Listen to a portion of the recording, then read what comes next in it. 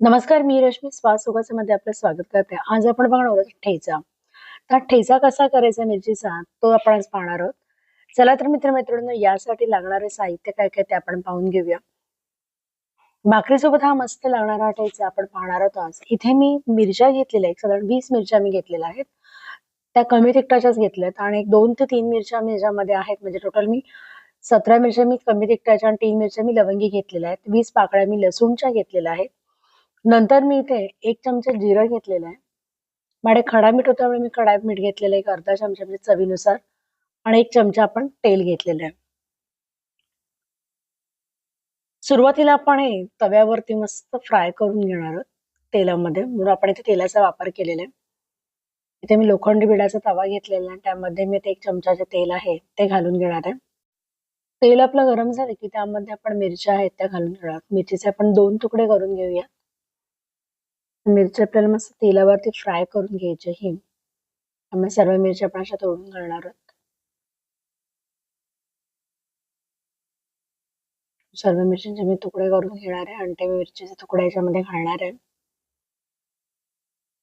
सर्व मिरची आपण आता परतून घेऊया.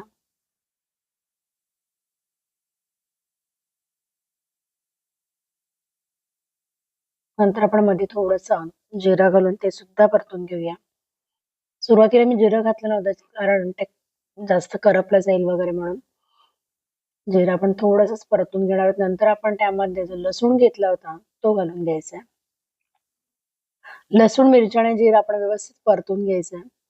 ठेचा म्हटले की खलबत्ता आपल्याला पाहिजेच, पण खलबत्ता जर नसेल तुमच्याकडे ना मैत्रिणींनो, तर तुम्ही तो मिक्सरने थोडंसं असं बारीक करून घेतला तरी चालेल. फक्त पाण्याचा वापर नका करू, म्हणजे तो खरडा जो असतो ठेचा तो तयार होईल.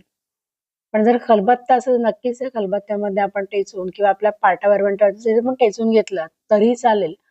पण ठेचामध्ये ठेचलेला जो आहे मिरची, त्याची टेस्ट जी असते ती अगदी मस्त लागते.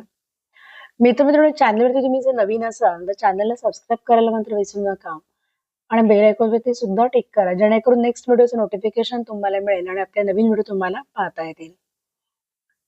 मिरची, लसूण आणि आपला जिरं मस्त परतून झालेलं आहे. नंतर त्यामध्येच आपण वरून थंड झाल्यानंतर ते काढून घेऊया. मीठ जे आपण ते नंतर घालणार आहोत. सर्व मिरची आणि आपण लसूण यामध्ये घालून घेऊया. तुमच्याकडे जर जाडं मीठ नसेल, खडा मीठ म्हणतात ते, तर तुम्ही बारीक मीठ वापरलं तरी चालेल. चवीपुरते म्हणजे साधारण अर्धा चमचा मी इथे मिठाचा वापर केलेला आहे. हा आता आपण पूर्णपणे टेचून घेणार आहोत.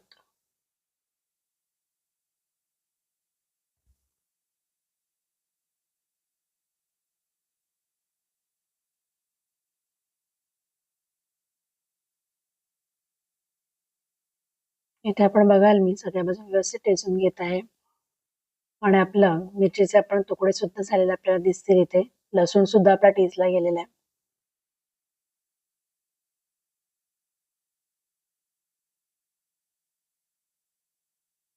व्यवस्थित आपलं हे टेचून झालेलं आहे.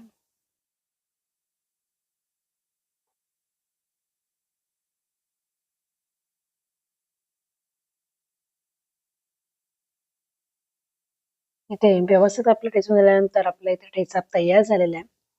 भाकरी सोबत आपल्याला खरंच मस्त लागतो.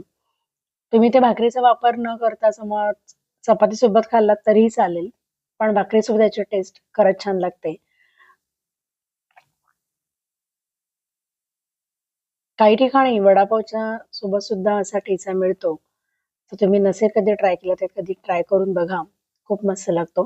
अशा प्रकारे आपला हा ठेचा तयार झालेला मित्र-मैत्रिणींनो. तुम्हाला कसं वाटलं ही रेसिपी? ती मला नक्की कमेंट्समध्ये सांगायला मात्र विसरू नका आणि चॅनलला लाईक करा आणि नक्कीच शेअर सुद्धा करा. धन्यवाद मित्र-मैत्रिणींनो हा व्हिडिओ बघितल्याबद्दल.